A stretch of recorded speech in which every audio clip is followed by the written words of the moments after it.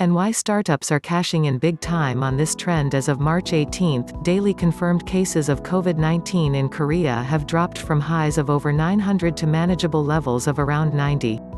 More encouraging is that the death rate has dropped to less than 1%. Korea is winning the battle, and it is largely thanks to fast action and the use of technology, including smart city technologies that have been in development for years. Smart city technology is not just a way to realize the gleaming metropolises of science fiction dreams. It can also be mustered in the fight against new and dynamic threats to urban society. Smart city curbs COVID-19. Last week, 2 Korean government ministries announced that they would use smart city technology to support epidemiological investigations in a bid to contain South Korea's COVID-19 outbreak. Though the KCDC Korea Center for Disease Control and Prevention has been trying to track outbreaks and trace transmission paths, its agents find themselves overwhelmed in areas with mass outbreaks such as the southwestern city of Daegu and the surrounding North Gyeongsang Province, the epicenter of the disease in South Korea. To help, the Ministry of Land, Infrastructure, and Transport developed a system to support epidemiological investigations using the Smart City Data Hub, a tool to analyze urban data the ministry has been co-developing with the Ministry of Science and ICT since 2018.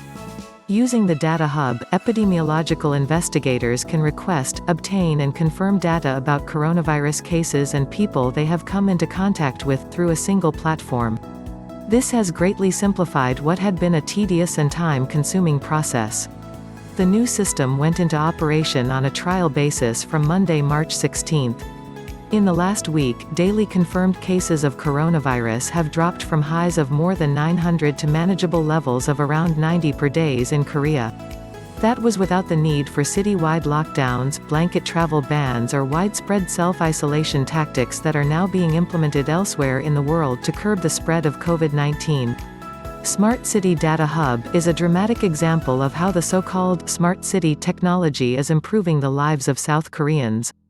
Promoted by the South Korean government as a key sector of the brewing Fourth Industrial Revolution, smart cities use cutting-edge information technology such as artificial intelligence and IoT to make urban. Nearly $93 million will be invested to build a 4,237 kilometers self-communication network that will provide free public Wi-Fi to 300 terminals in public facilities, a huge Wi-Fi network in 24 large parks comprising over 100,000 square meters, as well as supplying Wi-Fi to all 7,400 city buses and 1,499 village buses operating in and from the city. It is the first project in the world to establish a public telecommunications network in a big city like Seoul without having to borrow from its previously established network or the commercial telecommunications network of a mobile carrier, said Seoul Information and Communication Officer Won Gip Kim. Through this, we will provide public Wi-Fi service throughout Seoul, and further expand to various services by applying real-time data. Startups bringing in innovation. While the Korean government is doing a good job organizing public projects, it is the startups that are cashing in by bringing their technological innovations to bear. With one of the biggest benefits of living in a smart city as the connected home environment, IoT companies are in a prime position to reach a wider audience with President Moon's 4-year initiative. One such company is N-Thing, which brings internet connection to your home garden with sensors for plant monitoring. Another example is Loople, who uses AI to identify the link between lighting and human behavior for better control of reactive lighting. They are by no means alone. Administration more efficient and give residents more fine-tuned control over their lives. Smart cities are also providing government entities, big corporations, and startups alike a new space in which to innovate. They may even offer a path for inter-Korean reconciliation. Government fosters innovation.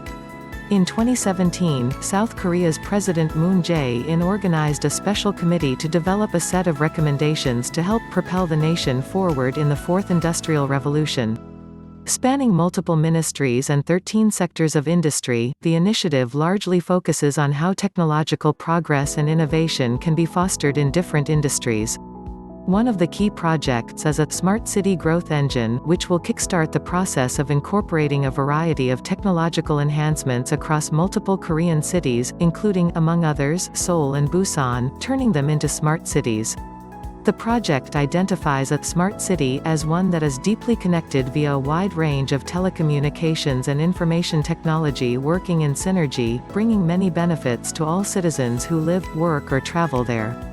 This is not Korea's first attempt to build a smart city. The nation is credited with the construction of the world's first smart city, Songdo, south of Incheon. The new city was built to be energy smart with a lower cost of living and ICT connectivity throughout. Construction completed in 2015, and while the city's population is still only 100,000, a small town by Korean standards, it is growing. Founded in 2016 by former employees of the local software firm To Be Soft, Gractor specializes in AIoT platforms, that is to say, IoT platforms that integrate artificial intelligence. Its smart city platform collects, analyses, applies and shares all sorts of city data. Its platform also links the police, fire department and other government agencies with one another and existing devices to provide better, more stable services. A startup that operates the on-demand valet service Icha is taking part in the Seoul suburb of Bucheon's Smart City project to resolve a parking shortage in the city's old downtown. Many smart city projects entrust startups to handle the management of residential spaces. One such startup is APTNER, which automates tasks between apartment residents and managers and offers digital services related to apartment management, including payments, community reservations, repair applications, electronic voting, vehicle entry control, and real-time notifications. South Korean startups have been especially active in developing technology for self-driving automobiles, a key smart city project.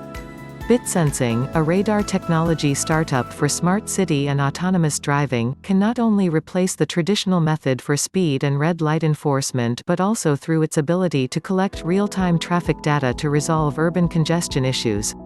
Another startup, SOS Lab, is one of the world's leading developers of lidar sensors that function as the eyes of autonomous vehicles.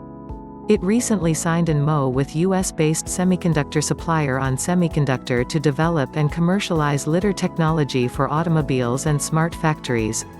Smart city technology might even open a path to permanent peace on the divided Korean peninsula. KAIST professor Jung Jae-sung, the master planner of the Sejong City Smart City project, said smart city projects could be a win-win for the two Koreas.